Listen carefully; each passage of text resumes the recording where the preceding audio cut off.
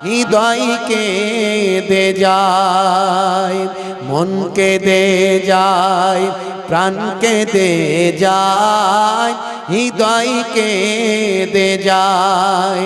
Pharaoh কন্যার case বিন্যাসিনীর কলিজা জ্বলে যায়, মনকে দে যায়, প্রাণকে দে যায়, হৃদয়কে দে যায়।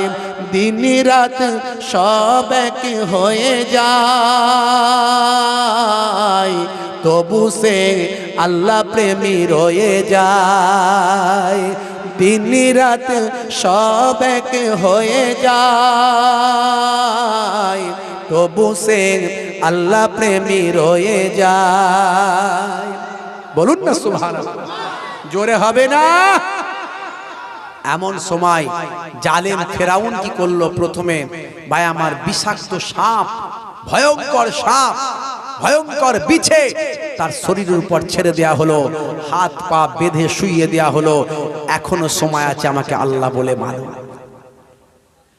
হে তরুণ যুবকেরা, যতই কষ্ট দেওয়া হোক না কেন, আল্লাহ প্রেমিক ওই মহিলা, মুসা নবীর উম্মতি ওই মহিলা, যত কষ্ট দেওয়া হয় তত আল্লাহ আল্লাহ বলে আওয়াজ দেয়। হে তরুণ যুবকেরা, এইভাবে বহু কষ্ট দিয়েও ফেরাউন কন্যার কেস বিন্যাসিনী মহিলাকে যখন ফিরিয়ে আনা গেল না, এত শাস্তি দিয়েও যখন আল্লাহ ভোলানো গেল না, এত শাস্তি দিয়েও যখন আল্লাহ ছাড়ানো গেল না, সেই সময় ফেরাউন অর্ডার দিল, যাও যাও যাও, এই মহিলার 5টা সন্তান, সব ছোট ছোট ছোট ছোট নাবালক নাবালক 5টা সন্তান, যাও 5টা সন্তানকে ধরে নিয়ে আসো, গরম তেল হাঁড়িতে ফোটাতে শুরু করো, জ্বলন্ত আগুনে গরম ফুটন্ত তেলেতে ওই মহিলার একটা একটা সন্তানকে তার চোখের সামনে ফুটন্ত তেলেতে ফেলে দিয়ে গুড়িয়ে ভেজে দাও। ফুটন্ত তেলেতে তার সামনে, চোখের সামনে ওই ফুটন্ত গরম তেলেতে ফেলে দিয়ে তাদেরকে হত্যা করে দাও।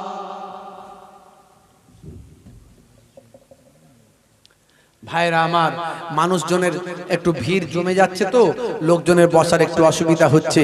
আপনারা একটু যদি সামনাসামনি চলে আসেন, একটু কালেমা পড়তে পড়তে সামনে আসেন, আর বেশি সময় কষ্ট দেব না, খুব অল্প সময়, একটু সামনের দিকটা ফাঁকা আছে, একটু কালেমা জিকিরে লা ইলাহা,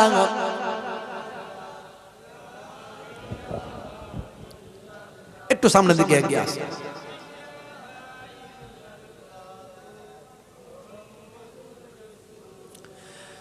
ভাইরা আমার, আচ্ছা বলেন তো, এই ফেরাউনের কন্যার কেস বিন্যাসিনী মহিলার মতো যদি আমাদের অবস্থা হতো, আমরা ঈমানকে মজবুত করে ধরে রাখতে পারতাম তো?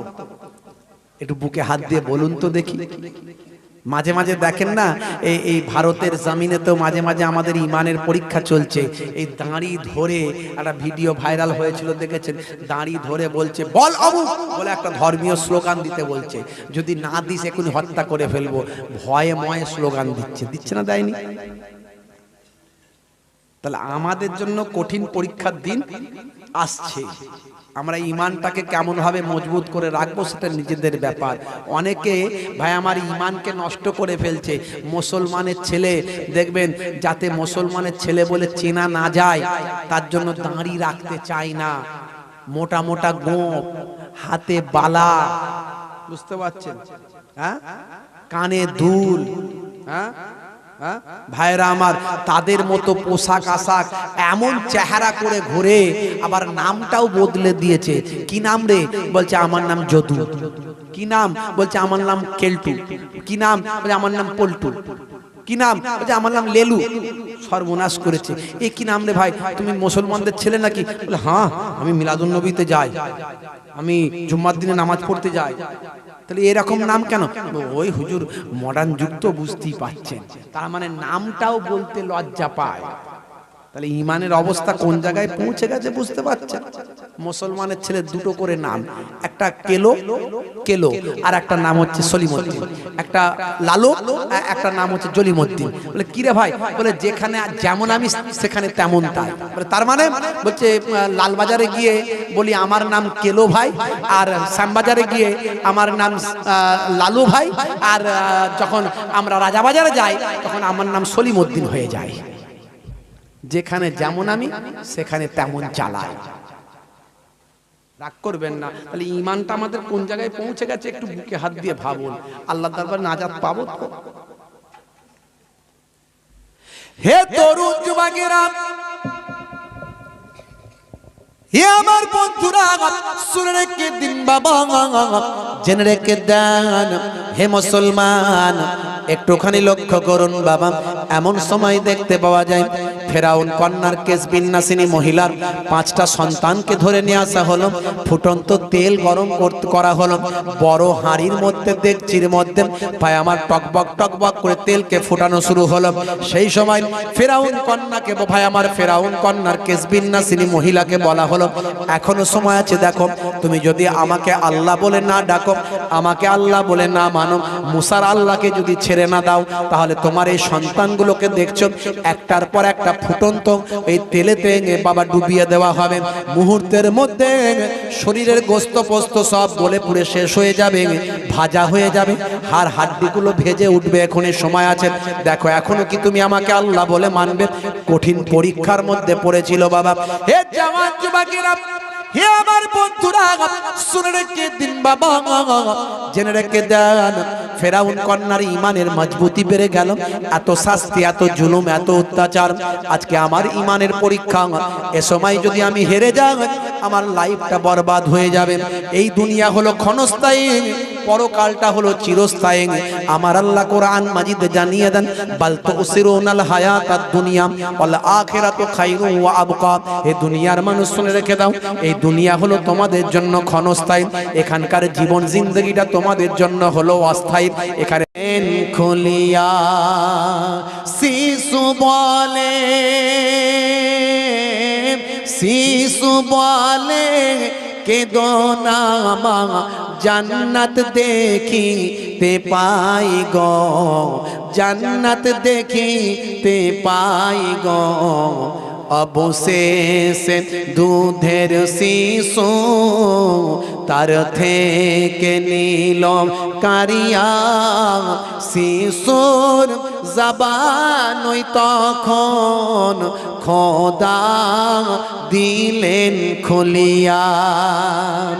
শিশু বলে তখন কেদো না মা, এখন জান্নাত দেখিতে পাই গো, চলো একসাথে মাগো। এই বলিয়া, এই বলিয়া ঝাঁপ দিয়া জান্নাতি হয় গো তখন, জান্নাতি হয় গো তখন। অবশেষে দুধের শিশু তার থেকে নিল কারিয়া, শিশুর জবানই তখন খোদা দিলেন খুলিয়া। বন্ধুরা আমার, তরুণ যুবকেরা আমার, মায়ের কোল থেকে যখন ছোট্ট 6 মাসের শিশুটাকে যখন কেড়ে নিয়ে ফুটন্ত তেলেতে যখন নিক্ষেপ করা হচ্ছে, আল্লাহর কুদরতি ক্ষমতায় বাচ্চা শিশুর জবানটা খুলে যাচ্ছে। হে তরুণ যুবকেরা, হে আমার বন্ধুরা, শুনে রেখে দিন বাবা, জেনে রেখে দেন।